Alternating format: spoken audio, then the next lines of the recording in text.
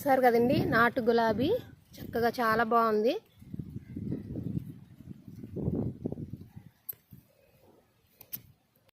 Hybrid గులాబీకి దీనికి ఉన్నంత smell అస్సలు ఉండదు.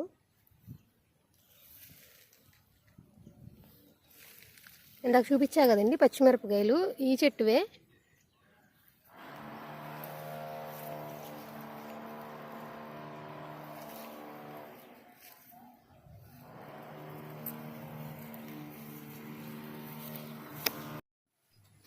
చూసారు కదండి,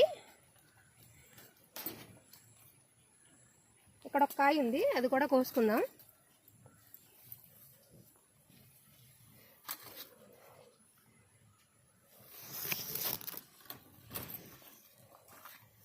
వానలకి చక్కగా చూసారా మంచి సైజు అయితే వచ్చినాయి కాయలు. అటువైపు కూడా ఉన్నాయి, అవి కూడా కోద్దాం వెళ్ళి.